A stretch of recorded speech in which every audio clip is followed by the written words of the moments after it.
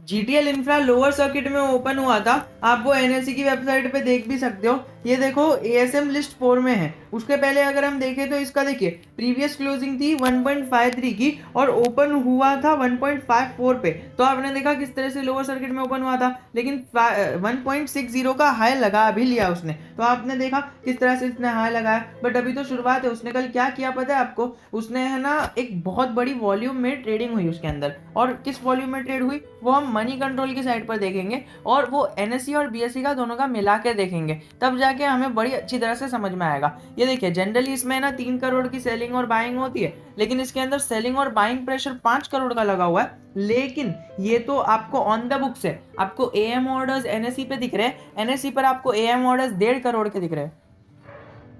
1.5 करोड़ के शेयर्स अभी भी लगे हुए हैं बाइंग में, एएमओ ऑर्डर में। और अभी भी ऑर्डर बुक में आपको दिखेगा 1.5 करोड़ लोगों ने इसके अंदर बाइंग की एक लगा के रखा है, बाइंग लगा के रखा है। तो इसके अंदर हमें सर्किट्स तो देखने मिल सकते हैं ये पूरे हफ्ते। और उसका क्या रीजन है वो ये न्यूज के कारण। ये देखिए न्यूज क्या आई है। न्यूज आई है कि 4 साल टेलीकॉम सेक्टर को राहत, मतलब 4 साल और इन लोग को दिया है टेलीकॉम सेक्टर को, ताकि वो अपने अपने एजीआर ड्यूज पे कर सके। अब देखिए वो इंटरेस्ट, मतलब 4 साल में इंटरेस्ट तो लगेगा लेकिन थोड़ा कम इंटरेस्ट लगेगा। तो इसकी वजह से आपको हर एक टेलीकॉम सेक्टर के स्टॉक के अंदर इस तरह से तेजी देखने मिली। और आज मार्केट में टेलीकॉम सेक्टर के लिए बहुत ही अच्छा मोड़ हर एक टेलीकॉम सेक्टर के लिए था। और उसी तरह से जीटीएल इंफ्रा के लिए क्यों था? बिकॉज आपने देखा कि 28,000 tower all over the country के टेलीकॉम सेक्टर के पास है। मतलब आप देखो भारती एयरटेल, जियो, वोडाफोन आइडिया, सबके पास जो भी टावर्स है वो टावर्स मतलब पूरा मिला के 28,000 टावर जीटीएल इंफ्रा के हैं। मतलब 28,000 टावर जीटीएल इंफ्रा ने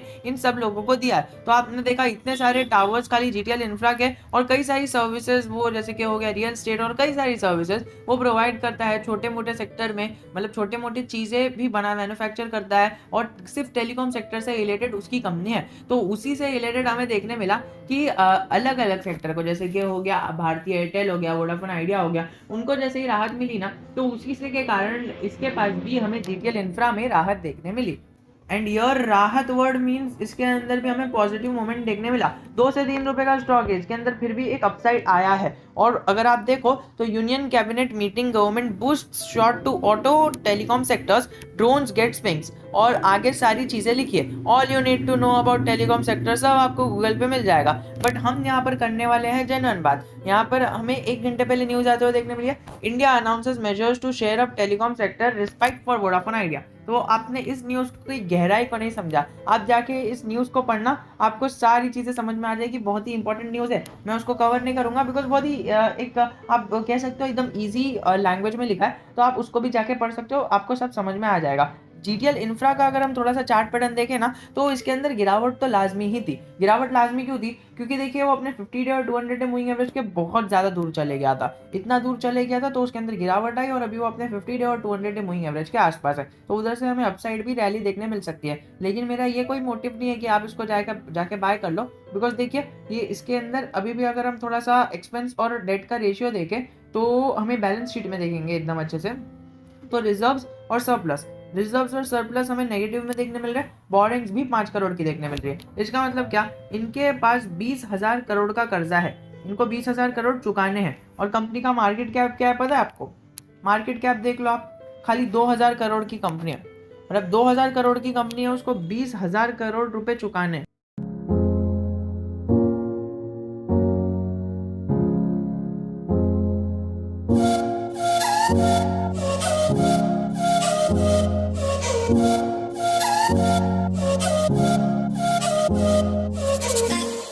तो इसके लिए मैं ये कंपनी से थोड़ा सा दूर रहना की कोशिश करता हूँ। हाँ, अगर आपने थोड़े स्टडी पर्पज से पैसे लगा दिए तो वो बेस्ट है।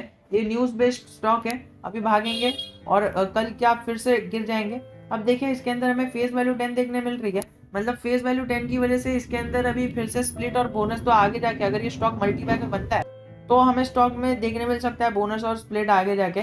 तो अगर ये मल्टीबैगर बनता है इधर से, तो जिस तरह से जीटीएल लिमिटेड ने हमें बहुत ही शानदार ग्रोथ दिखाई, क्या पता जीटीएल इंफ्रा भी दिखा दे। इसी आशा में लोग जीटीएल लिमिटेड को हटाकर जीटीएल इंफ्रा में पैसे डालते हैं। बट देखिए इसके अंदर डेट है। मैंने कई बार पहले कहा है और ये भी कहा है कि इनका जो प्लेस्ड होल्डिंग है वो 100% है। तो वो भी आप संभाल के रहिए। मैंने हमेशा से कहा है कि प्रमोटर होल्डिंग बहुत ही कम है और प्रमोटर होल्डिंग 100% प्लेस्ड है, मतलब 100% गिरी हुई है। अभी हमने देखा ही किस तरह से हमारा येस बैंक, अब देखिए येस बैंक को है ना एक कंपनी ने अपने प्लेस्ड होल्डिंग दिया था, तो येस बैंक ने बेच दिया। और वो क्यों बेचा? क्योंकि ये कंपनी डिफॉल्ट हो गई थी, इनके पास पैसा नहीं बचा था, और फिर बेच के डिश टीवी में इन्होंने अपनी होल्डिंग बढ़ा दी। तो इसी तरह से हमें डिश टीवी में भी होल्डिंग देखने मिलती है। और बहुत ही इंपॉर्टेंट खबर, आर कॉम और आर इंफ्रा और आर पावर तीनों से रिलेटेड आई है। अगर आपकी होल्डिंग उन तीनों में से किसी भी शेयर में है तो वो वीडियोस आपको इंपॉर्टेंट होने वाली है, वो डिस्क्रिप्शन में लिंक दी हुई है, तो आप उसको क्लिक करके उसको भी एक बार पढ़ सकते हो, स्टडी कर सकते हो, ताकि आगे जाके आने वाले टाइम में आपको हेल्प हो। और अगर आप देखो तो डीआईएस के पास इसका भर के माल पड़ा है और पब्लिक के पास बहुत ही कम है, जो हमें बताता है कि डीआईएस कभी भी अगर सेल कर देंगे इसमें तो भारी भरकम गिरावट आ सकती है। तो मैंने इसी के साथ अपनी वीडियो को कंक्लूड करना चाहूँगा। If you have any doubt, I am always just a comment away from you.